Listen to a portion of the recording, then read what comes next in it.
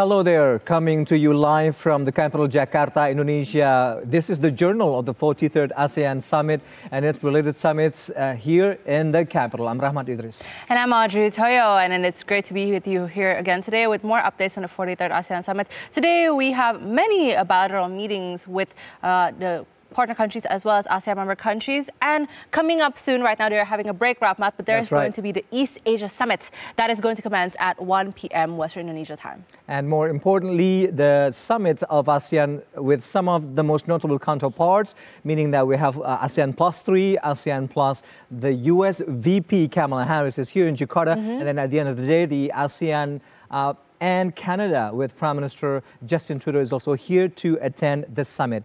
In the meantime, let's start our program. This is The Journal.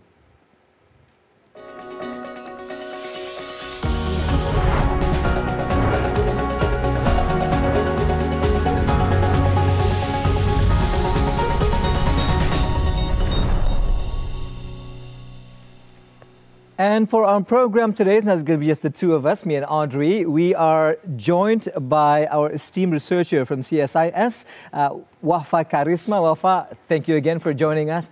Such a joyous occasion, for lack of a better word, but also something that we look forward to, the summit of ASEAN.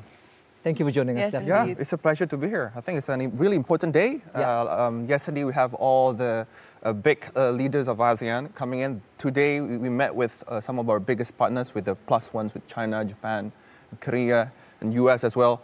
These are three important countries and the topic is going to be really hot. Exactly. So very much. We are going to unfold the layers. In the meantime, we're going to get the latest developments on the grounds, right, Audrey? We are, yes, Rahmat. We have our own TVR World reporter, Bramuda Biru, who is on standby at the Jakarta Convention Center. Hello, Bram. How are you doing? Can you please tell us more about the Japan summit that just commenced? Thank you, Audrey and Rahmat. Now I'm here at the Jakarta Convention Center from the media center of the 43rd ASEAN Summit in 2023. And we are currently, we just had the infos from the ASEAN Japan, the 26th Summit of ASEAN and Japan. Now, the Japanese Prime Minister Fumio Kishida stated and vowed that the ASEAN and Japan will continue to support in the fields of maritime safety and digitalization, and also human resource development for approximately 5,000 people in the next 3 years. The plan was announced ahead of the meeting here in Jakarta, and it is a part of the new Japanese initiative for a fast-paced growing region where it is currently, as the studio mentioned, it is really hot at the situation, with China and Russia also joining the race for the influence war here in the Indo-Pacific region. Now, regarding the partnership between Japan and ASEAN, it has been approximately 50 years since the first cooperation between the two parties, and there is, back in May, there is a rumor of increasing and enhancing the status of the cooperation between ASEAN and Japan from strategic partnership and to into comprehensive strategic partnership. And it's really likely that we will see the joint document being signed right here at the 43rd ASEAN Summit. And also, Tokyo will also support efforts made by ASEAN members to digitalize infrastructure, enhance cybersecurity, and also strengthen supply chains for food and several other products. That would conclude my report for the 26th ASEAN-Japan Summit. Back to the studio. Thank you so much, Bramuda Biru, for your report. And we look forward to hearing from you as well for more updates on the grounds of the 43rd ASEAN Summit. Thank you, Bram. Let's go over to our guest on the program, Wafa. As you said, there's a lot to unfold today, and we are looking forward to some of the most essential and, let's say, big economies, partners of ASEAN. In the meantime, we are pretty sure that you've been paying close attention to how the first day has transpired of the summit. What are your biggest key takeaways from the summit so far? Right, so I think we make big decisions, for example, on key issues like Myanmar. I think they released quite a number of important declarations as well. They have a separate, I think, a review for the 5-point consensus. That's one.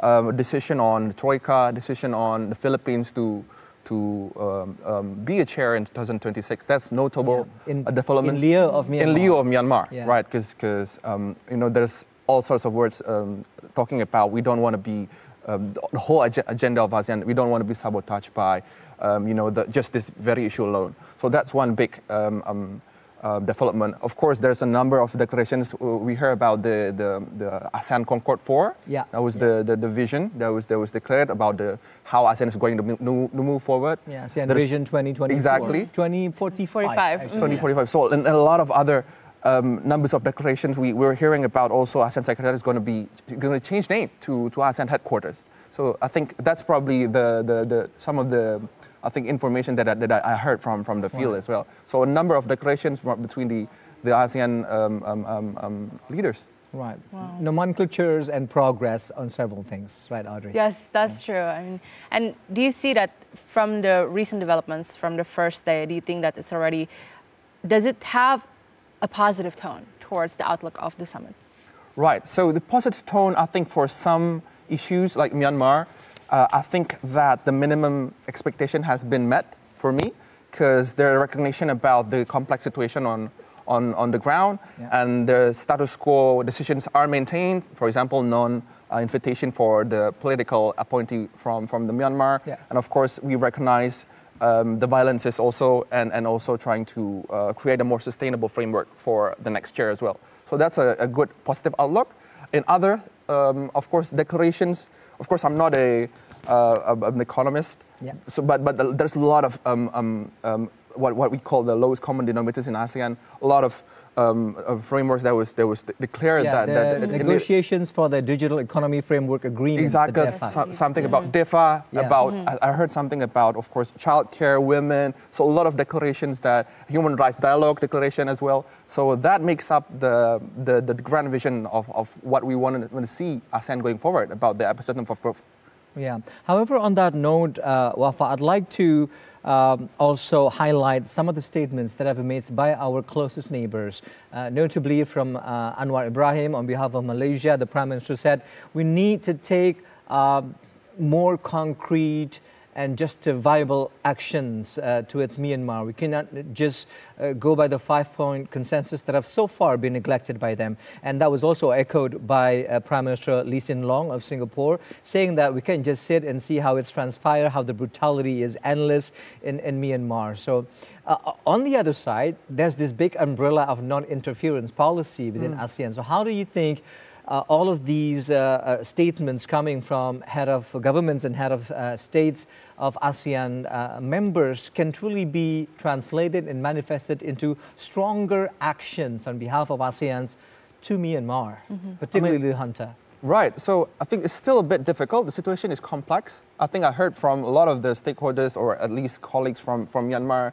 some representatives from the ethnic groups as well. They really appreciate what Indonesia has been doing, but their question would be just the sustainability of our effort, right, beyond this year. So there's a lot of engagements. I think I had 145 plus meetings with 70 stakeholders cited, I think, by our foreign minister, has been conducted, and it's been truly appreciated. But whether that can be sustained to the next year and the next session, that's the big question. Why is that important? Because I think we need to give them enough space, I think, because the Myanmar stakeholders, they haven't really figured out or finished with the question of conflict, because there hasn't been a legitimate authority coming from that country that can actually be considered as the legitimate state or legitimate authority that we can, welcome back to the ASEAN family. So we need to give them that room and space to solve the problems themselves. Right. I mean, I think it's quite interesting because you see two sides of President Jose Ramos Horta yesterday stating that we cannot blame, first of all, ASEAN for the failures in stopping the Myanmar crisis, as how we cannot blame the UN Security Council for not being able to interfere in terms of the Ukraine war. However, this is an ongoing crisis that is, they are not, although there are these developments with the 5 PCs, like they are still not adhering to the 5 PCs. And and we haven't seen any true development. So do you think that while Indonesia has just a bit more time as chair of ASEAN, we should be the one who takes even more harsher measures in order to solve this problem? Absolutely. So I think you're right there. And Indonesia, I think a number of countries like Singapore, you mentioned, Malaysia, leaders, they're generally on the same page on trying to keep the dialogues and the resolution of the conflict as inclusive as possible. So not just to adhere to the one in power, but also trying to hear those that are marginalized, those that are being victimized, other groups as well. Getting them involved. I think one of their biggest issues is unfinished nation building, right, in Myanmar, and that we need to give them that space. Of course, the non-interference policy is one big, I think, issue. Countries like Indonesia, we try to understand it as trying to be as more not rigid, I guess, more flexible in a way, because this is part of our family, and if something happens there that is big enough that deserves our attention, we need to care, right? Others are more rigid in that sense, other ASEAN countries. So I think one homework is to re-galvanize, I think, the ASEAN unity on this issue, because you know that there are some alternative approaches that is being led by countries like Thailand, also backed by India and China. That is, we fear that it's less inclusive, because right now, at least at the moment, but then for countries like Indonesia, Singapore, it's somewhat Malaysia, undermining our chairmanship too. Exactly. So it actually does. We need to push them. We need to remind them that in the future, in 20 years, 30 years, what kind of ASEAN do we want? Right? That's why the community vision for 2045 is also based on that. And in the 20 years, what kind of ASEAN do we want? Do we want ASEAN that push no accountability whenever there's a regime or that overthrows a government and then perpetrates violences? Or we want some accountability, we want some changes, we want the stability that we need for, in the next 20 years. That's what we need to do going forward. Right.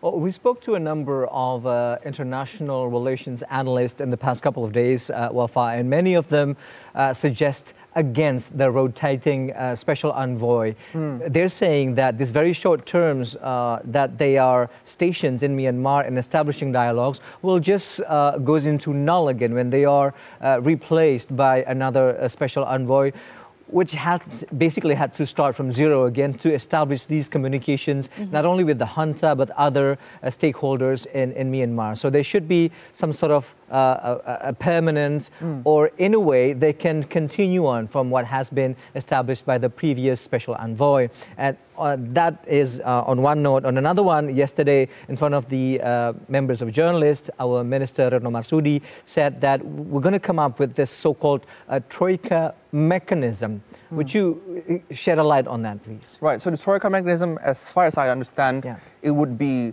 an informal mechanism or consultative channel between the current chair, or for example, the next chair would be Laos, and then on that year, it would be Laos, and then the next year after that, Malaysia and Indonesia. So the three in the troika would be the current, the previous, and the next year working together. So there's going to be an informal mechanism. We don't know whether that would be some form of informal channels of communications, or whether that could take the form of a concrete office, for example, manned by personnel from the three countries.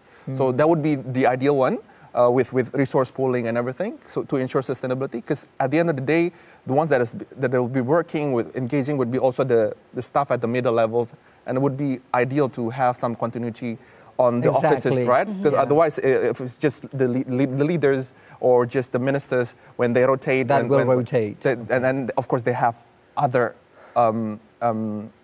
problems as well. So sometimes it will be a lot for them to just take care of this one issue. So sustainability, troika, a big chance, big opportunity, but it remains to be seen whether, in concrete terms, whether there'll be a more formal or at least a more concrete mechanisms to oversaw this troika mechanism. I mean, would you say for now it is a hopeful and effective mechanism that can be implemented? I think I have a big hope for it, because before this, we don't have any expectation. Right, of course, this is what we're trying to ask the government about, and between NGOs and think tanks. We try to push for more sustainability. Like I said, troika mechanism is partly an answer to that sustainability question. Yeah.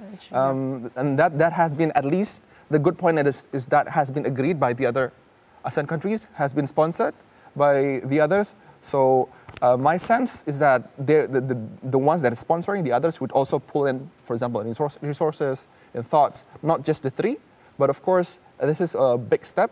And we need to see going forward how this troika mechanism is going to unfold. And I think that really is a kind of like a test for ASEAN as well, right? Because like many times when these issues come up, let's say like the Myanmar crisis as well as the South China Sea crisis, lots of parties say that, oh, this actually shows the deeper foundational problems of ASEAN when they're not able to come together with different views or different interests. So I think this troika mechanism will actually be an actual test of whether is ASEAN able to get ourselves together as a regional bloc and countries to really work to set aside the interest for a greater collective purpose. Absolutely. I think the recognition has been for a long time. Well, of course, the decisions and whether ASEAN countries agree to come up with a common mechanism to actually do that is usually the issue, because usually countries have different approaches. You note that I think one of the release was also to note possible rules of procedure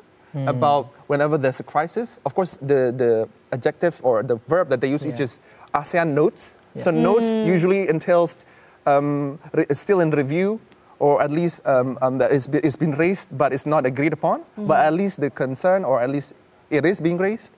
So because of the need of, like, whenever there's a crisis happening, you need some form of a faster mechanism to answer. Dispute or conflict mechanism within ASEAN that can be put in place whenever this kind of crisis occurs. Right, without having to wait for all 10 all the time. To get together and to achieve a consensus. In the meantime, we have a report. Thank you very much, Wafa. We'll continue on in a bit. We have a report coming in now. Indonesia has been appreciated for its efforts to bring Southeast Asian countries closer to Pacific region through the signing of cooperation between ASEAN and Pacific Islands Forum, or PIF. Take a look at this next report.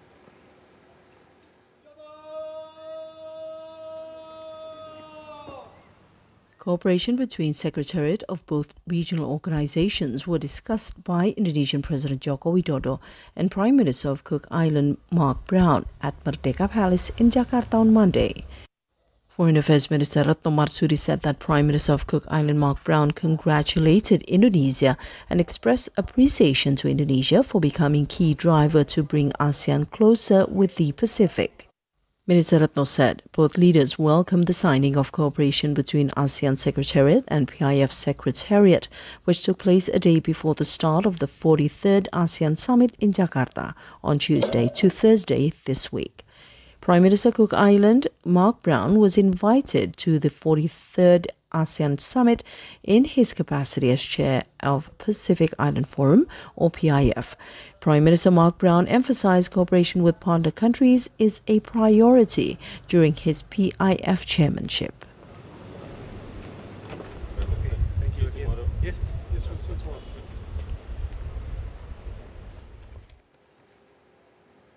In the meantime, President Joko Widodo said that the presence of the ASEAN Indo-Pacific Forum, or AIPF, was intended to bolster collaboration between the ASEAN bloc and the Indo-Pacific region. ASEAN Indo-Pacific Forum memiliki tiga. President Jokowi said in his speech at the forum in Jakarta, the ASEAN Indo-Pacific Forum, or AIPF, should turn rivalry in the Indo-Pacific region into collaboration. This mechanism should benefit the region and provide a strong footing to build a habit of cooperation in win-win manner, making sure that no one is left behind. President Jokowi said that the ASEAN Indo-Pacific Forum has three main agendas. First is green infrastructure and a resilient supply chain. President Jokowi said that plans to move into the downstream industry will help boost economic growth in the ASEAN region. And the development of the electric vehicle, or EV ecosystem, is a real example of the supply chain system in the region. Second is the sustainable and innovative financing. The ASEAN region needs at least $29.4 trillion to finance the energy transition in the region. There needs an innovative financing through profitable and sustainable partnership. Third is a digital transformation and creative economy. It is projected that digital economy in the ASEAN region will likely grow by $1 trillion by 2023. And so the ASEAN region should adopt digital innovation to spur the growth of creative economy and small and medium-sized companies. And please welcome the President of the Republic of Indonesia, His Excellency Mr. Joko Widodo. And you are still watching our Journal of the 43rd ASEAN Summit and its related summit here, coming to you live from Jakarta, Indonesia. We're still with our guest for the program today, researcher of CSIS, Muhammad Wafa Karisma. Wafa, let's go over to the one of the notable sessions of our summit, which is the ASEAN Indo-Pacific Forum, which started yesterday. And IPF also goes on for day 2 today. A lot have been achieved. Erick Thohir said it is an opportunity to expand cooperations, particularly private and state-owned enterprises across the region. But first, please shed a light for us about what's the appeal of the region of Indo-Pacific, that it has garnered so much attention from all of these superpower economies in ASEAN as well. Right, so there's a number of features of what makes Indo-Pacific appealing, right? Of course, essentially the idea of Indo-Pacific is about the confluence of the two seas, right? Like Indonesia, for example, we cannot longer just talk about opportunities and challenges just from Southeast Asia, but we also have to look at East Asia as what we did in, after crisis, in Asia financial crisis. Right. Now we also have to expand that view to include opportunities and challenges from the Indian Ocean. So that confluence of the two seas is what makes up the very term of Indo-Pacific and how that's been uttered since, I don't know, for long now, right? So one of the key features, I think, is a bit, it tempers one another. So it's a land of opportunities, of course.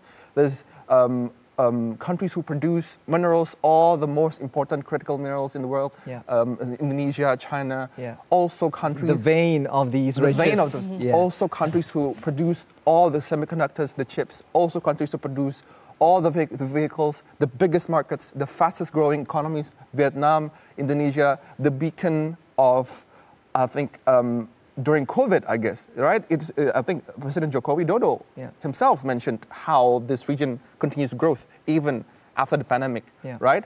And that's a lot of the selling point of the region. However, we also have challenging points, right? The region, the very same region, still hosts a number of disputed areas. You know, the South China Sea, where all these fastest growing countries like Vietnam, China, and trying to dominate, and even you know, when tensions escalate, who knows if open conflict, God forbid, may happen. You have the India-China issue and the disputed region territorial dispute, where we're like 90,000 plus something on each side, and fighter jets ready at each moment trying to safeguard their claim. Thus, Xi Jinping's absence in New Delhi's G20. That's also a signal of probably a souring relationship. You have the Korean Peninsula, where the you know, recently the Korea-US military exercise is being responded by North Korea with a missile test, with a missile test, a scenario-based missile test. So it's really. It's complex, it's complex, for lack of a better word. All the opportunities are here. Or the biggest markets, the fastest growing technologies, producing countries are here. But also signs of escalating tensions are also how to mitigate those two are. That's the homework. So it's quite interesting because it's where everything is strategically placed at all the locations. It's also where the tensions most escalate, as that's where the stakes are the highest. Power grabs. Yes, that's true. And I mean, this year, one of the themes is actually the AOIP, the ASEAN Outlook on the Indo-Pacific. What do you think that implies for ASEAN, especially for the theme for this 43rd ASEAN Summit, now knowing this strategic positioning of ASEAN in the Indo-Pacific? Right. So whenever there's talks about Indo-Pacific, usually there's always one big grand narrative. that is the US-China competition, always. Whenever there's Indo-Pacific Forum, right? US-China competition, not just military competition or projections of power, but also about technological competition. US is increasingly distrustful about China's rise because they fear that if China gets the latest technology, the most advanced technology, especially usually they come from the military, right? Because internet, all of our advanced technologies, usually they come from a military a breakthrough. So they fear that. China is also they fear that the US is encircling them, isolating them, and they're distrustful of the Chinese. All the middle powers, the most important middle powers like Korea, Australia, Japan, they all follow this narrative. Everyone is trying to lean or even follow the US-China competition. For countries like Indonesia, we're a bit further down, and because of our foreign policy, free and active, we're a bit buffered by the frictions, and we're concerned because all this talk about US-China competition, we have all these other problems going on, like disaster or non-traditional security, even still terrorism, piracy. So the spirit of initiatives like ASEAN Outlook on Indo-Pacific is about trying to capture all these energies of competitions of great power rivalry and put that all the money, all the investments for all this infrastructure, for productive initiatives like building infrastructure, building connectivity, maritime cooperation, and so even sustainable development goals. I think that was contained in the AYP. So put it there, because the message is one: the pie is big enough for everyone to share. That's the message from countries like Indonesia when they push through ASEAN Outlook in the Pacific. Whether that is shared, that's the issue right now. I guess that also echoes one of the main points that was delivered by President Jokowi at the opening remarks of the summit, which is we have to be able to grow together and stand on equal footing. But more on the AOIP once we return after the short break. Stay with us right here on the Journal of the 43rd ASEAN Summit and its related summits. We'll be right back here on TVR World.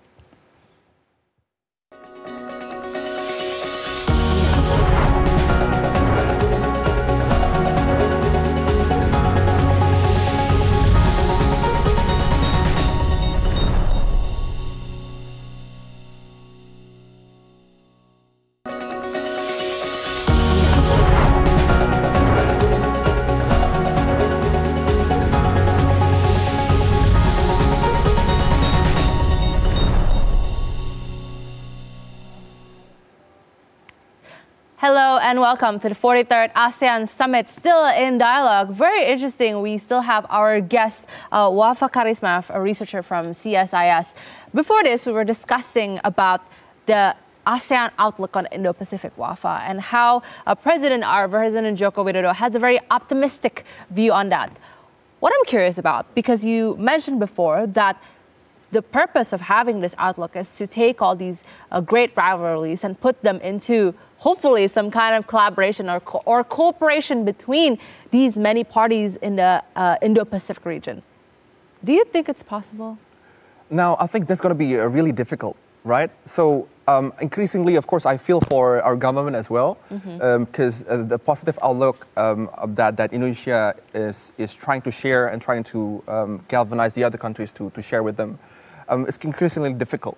For example, President Jokowi kept mentioning that we need to separate economic cooperation with political differences. In this current world, it's increasingly getting difficult, right? Because you will impossible to. Exactly. I mean, you will see countries who intermingle the two, right? Using, say, for example, economic instruments to change the political behavior of a country. So, because of these sorts of behaviors, and of course, it's also exposed because of globalization. Countries feel more vulnerable because of interdependence rather than feel secure.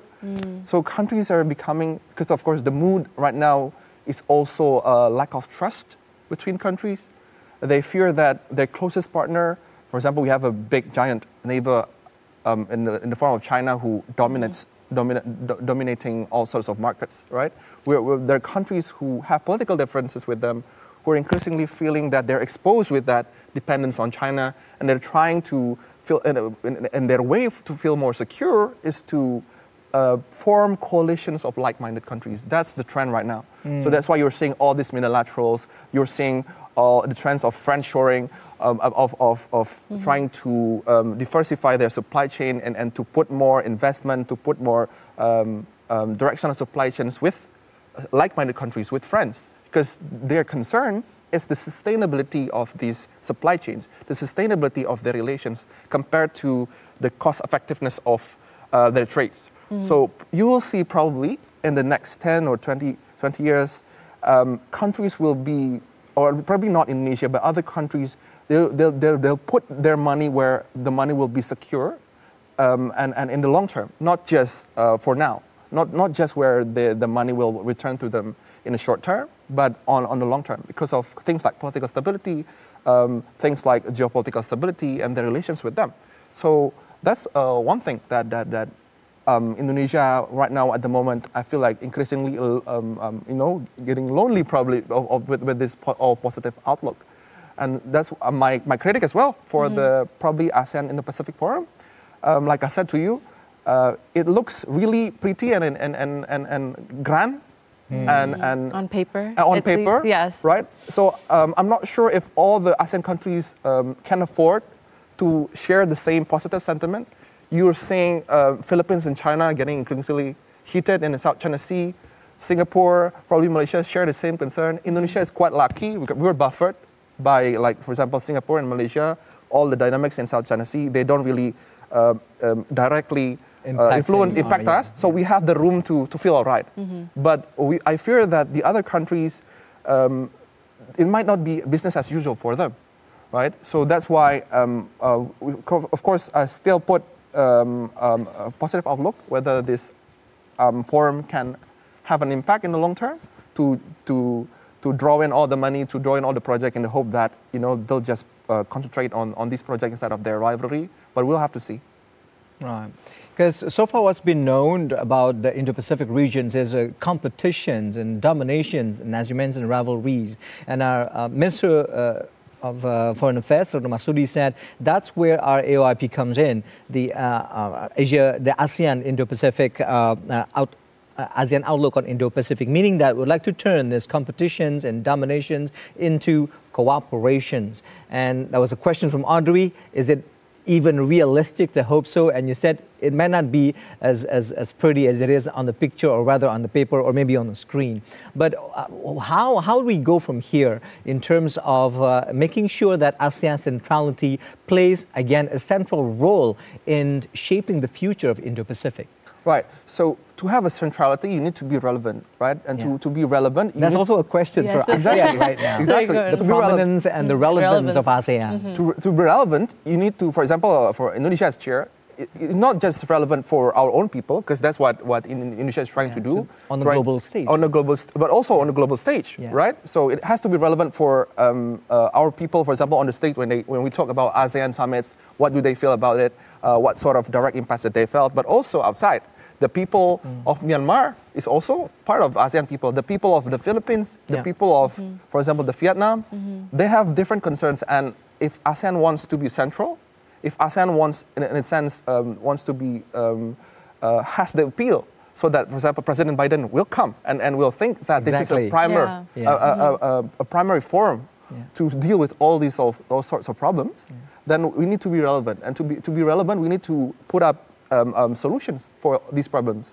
right? And how do we put up solutions? For example, of course, we need to have a unity in perspective. And for example, when Indonesia is chair, when there's a concern right now, we're always position ourselves as a defender of international law. There's a concern right now between Philippines and China. Then I think we need to put up at least a statement or as a chair, or at least something that is robust to protect the concerns of these ASEAN friends of ours. And as long as we share the same concerns, we share the same principles, because protection of international law, rule-based order, and we need to say something. Otherwise, these countries, they will seek other options outside of ASEAN, right? So ASEAN needs to be relevant. ASEAN needs to provide the answer. I'm not suggesting that I have the answers to all the problems, but usually when there is a united coalition between ASEAN countries, when there is a united front, it's easier for us to to leverage our collective leverage, I think, a collective bargain, right? Because all the qualities of ASEAN, they're all the growth numbers, they're there as a collective, as a 10, right? If we do it ourselves, if we do it just by 2 or 3 without a united front, we're less powerful in that sense. Right. Yeah, Audrey, please. Yeah, and that is a really good point you made about ASEAN being in unity. I think it should be pivotal for the growth of ASEAN, because the theme itself of ASEAN, this year's ASEAN Summit, is ASEAN Matters, epicentrum of growth. And so how do we become an epicentrum of growth when we're not a united front? We're not a united front. We cannot we have these different statements about these issues. Well. Yes, that's true. Yeah.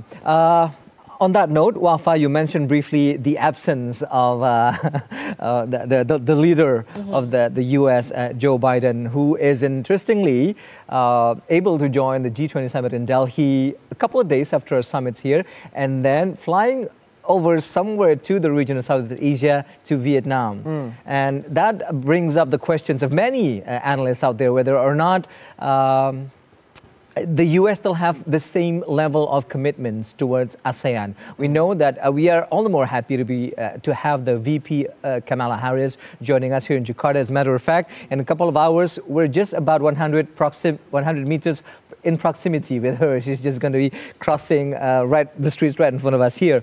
But back to my question to you again, what would the U.S. bring to the table with the absence of Joe Biden, and now here we have VP Kamala Harris, in terms of showing that the U.S., it's been refuted by the White House, saying that, no, we don't have a lowered commitment to ASEAN. So what do you think VP Kamala Harris will bring to the table to sort of cement the relations of these two entities? Right. So I do think that it might not give a sense that there's going to be a lower commitment, but also at the same time, it also signals that we might not be able to expect more commitment. In that sense, right? Because the commitments or even attendance of a leader of a country is just priority. That's right. And the fact that Biden comes to New Delhi and then comes to Vietnam, it just fits the patterns that the U.S. right now is more comfortable dealing with bilateral settings, trying to shore up friends with, and of course, trying to improve partnerships with individual countries, specific countries, especially with countries that share the same concern with them. As India and the Vietnam, they share the same problem with the U.S. in that sense, right? With the troubles with China and everything. So that just emphasized the current pattern that we're seeing from the U.S., right? And the expectation is, of course, this is our homework as well. We need to show the worth of ASEAN and why these countries need to invest more in ASEAN, right? Because there's all sorts of critics about ASEAN being a talk shop, about being just a number of statements, just a number of declarations. But as a collective, I think countries like Indonesia, where whenever we can, we need to play out leadership from behind the scene to talk with our fellow ASEAN members. And whenever there's a coalition or a collective, united, for example, stance, for example, on a behavior, for example, in the South China Sea that we deemed unfitting to an ASEAN principles, or a behavior in Myanmar that we deem unfitting to ASEAN principles as contained in the ASEAN Charter. We say something about it, and as a united front, that's how we can appeal to countries like the US, Japan, Korea, others, Canada as well, to come in and then to, of course, China as well, to come in and trust the collective. Very interesting, and we do want to touch upon that problem of the South China Sea, because that's quite important in the Indo-Pacific forum. That is also a key player, especially for ASEAN. Now, however, we have another report about the ASEAN ministerial meetings that conducted on Monday. So, in the meeting, ASEAN signed an Intersecretariat Memorandum of Understanding, or an MOU, with the Indian Ocean Rim Association, or IRA, and Pacific Islands Forum, or PIF. Here's the report.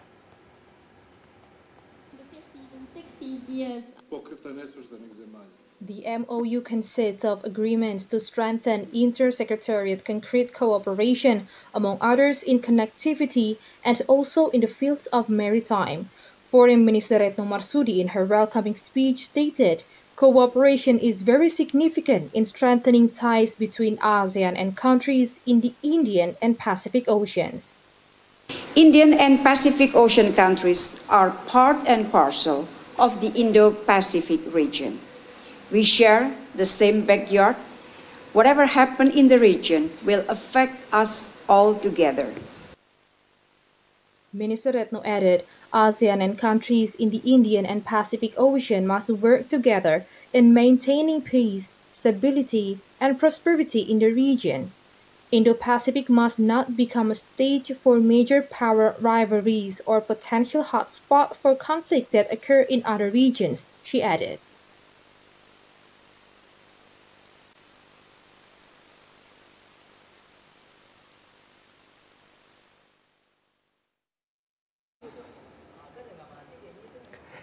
In the meantime, Serbia, Panama, and Kuwait signed the Treaty of Amity and Cooperation, or TAC, with ASEAN on Monday on the sidelines of the ASEAN Foreign Ministers meeting, or AMM. On behalf of my ASEAN colleagues. In her remarks, Minister of Foreign Affairs Retno Marsudi delivered welcome Foreign Minister of Serbia Ivica Dacic, Vice Foreign Minister of Panama Vladimir Franco, and Deputy Foreign Minister of Kuwait Sheikh Jarrah Jaber Al Ahmad Al Sabah following the signing of TAC. ASEAN Foreign Ministers. Throughout the year, the TEC has been instrumental as collective norms and principle to forge friendly relation, habit of dialogue and existence in the region. Amidst the current global dynamics marked with rivalries and trust deficit, we must further solidify values of TEC to bolster trust and confidence. Now, with the increasing signing of the TECs, it reflects a growing positive enthusiasm. This modality must be utilized to further promote stability in the region and beyond. The TEC must unite ASEAN and its dialogue partner to forge practical cooperation in addressing common challenges, from climate change, food and energy security, to the proliferation of transnational organized crime. In the 50s and 60s years. With the three countries joining the signing of the treaty, ASEAN will have a total of 54 countries as parties to the TAC. Previously, at the 56th AMM in July in Jakarta, Saudi Arabia became the 51st country to sign the treaty. Minister Retno emphasized by fully applying values and principles of TAC, ASEAN can truly become the epicentrum of growth. TAC was established in 1976. It constitutes a pact that promotes adoption of the principle of non-aggression by ASEAN member countries and partner countries of the Southeast Asian bloc.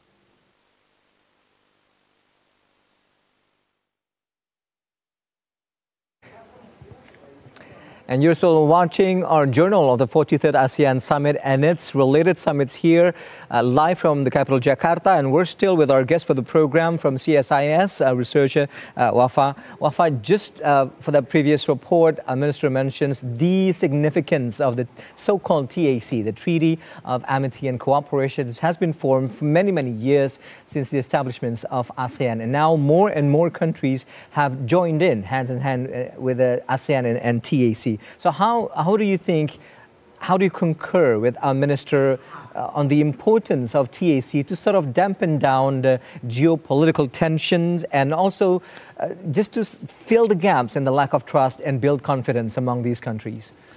Absolutely. I think expanding the parties to TAC has always been a big goal of ours, and it's going to be, I don't think it can contribute to any negative thing to us. So, of course, as we know, TAC has been signed since 1976. So I think it's one of the most fundamental pillars of ASEAN's existence, right? And it's part of the, of course, Bali Concord 1 as well, right? So the principles contained in the TAC includes mutual respect, sovereignty, right for every country to be free from external interference, non-interference to international affairs. And of course, for me, what most important here is the renunciation of threat or use of force to solve disputes.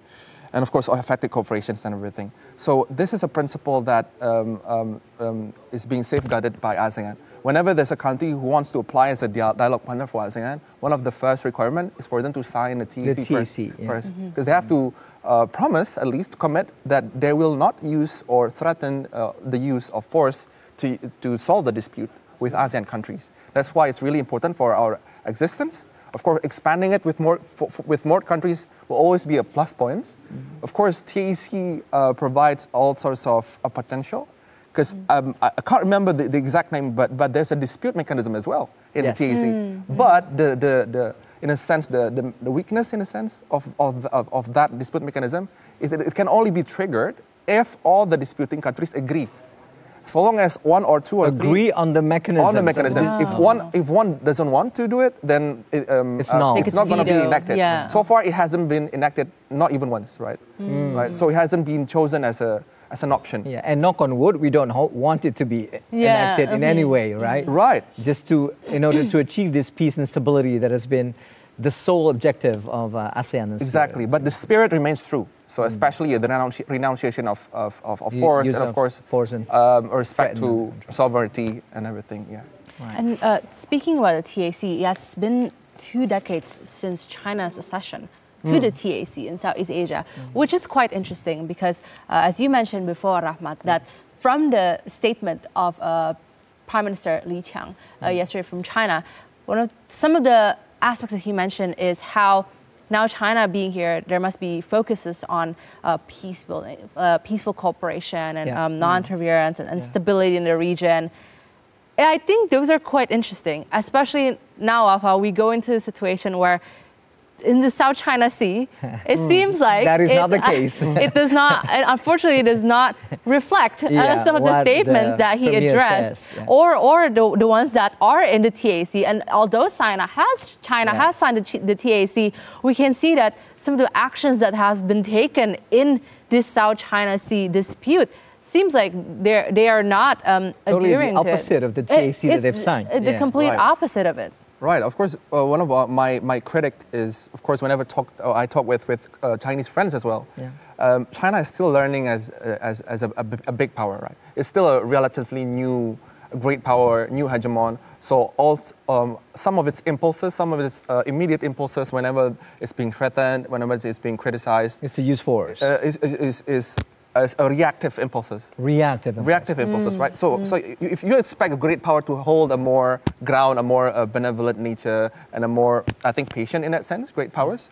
But China, for me, is still learning to be a big one, a great power. That's why you'll see phenomena like wolf warrior diplomats and also all that to try to part of their strategy to counter wrong narratives about China. So this is why, for me, one of the big issue is it's really hard to communicate with the Chinese diplomats, especially for countries who have direct issues with China. Indonesia, we don't have exactly right now at the moment an ongoing big issue, but for countries like the Philippines or probably Vietnam, they have a bigger issue with China. And the thing is, with China, if we take a look just by observing what they're doing, apart from the rhetorics and narratives that the ministers are talking about, just judging by the behaviors alone, it seems like the language that they take is just by force and militarization, right?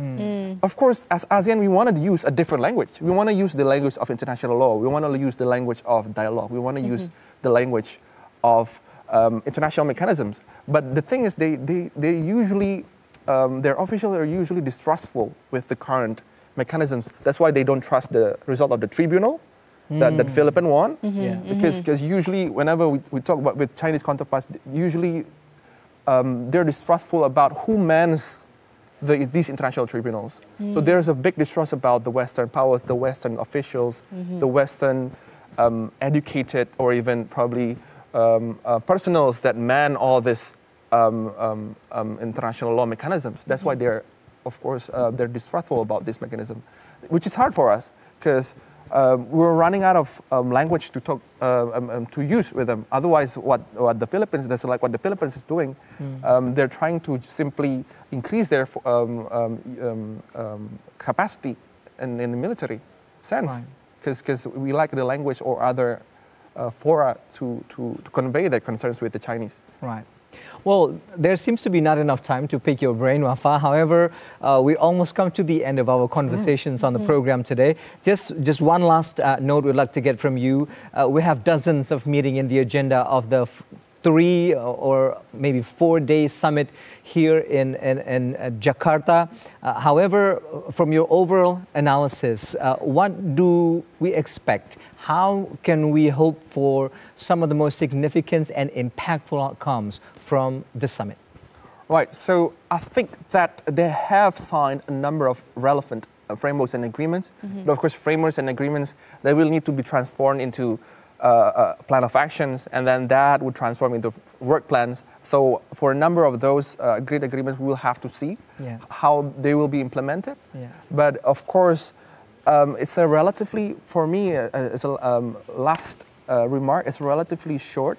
It is also the culminations of our 1-year-long chairmanship. Yeah, but I mean, for me, it's still relatively short because we started around probably December, January. It should have been in November. Usually in November. G20, it was cut short. Exactly. So I still hope that Indonesia will still, holding that torch of leadership without having to hurry it up to pass the torch to Laos and move along all the problems to Laos. I still think that we need to have Indonesian leadership in ASEAN, and that's what should be taken forward, to next year and the next year. That's right. Wow. Always great to hear from you, Muhammad Wafa Karisma, researcher of CSI. Thank you very much for your insights here on our program. No worries, we really appreciate it. Okay, well, that ends today's edition of the 43rd ASEAN Summit. However, we will be back again, Rahmat, right, for this whole week of the ASEAN Summit with more updates and reports from you on here on the studio, as well as live on site of what is going on at the summit. Thank you so much for watching this edition of the ASEAN Summit. I'm Audrey Toyo. And I'm Rahmat Idris. We'll see you back again tomorrow for the final day of the summit with more comprehensive reports and the ongoings of the summit here from the capital, Jakarta. And finally, thank you so much for watching, and bye-bye. Thank you.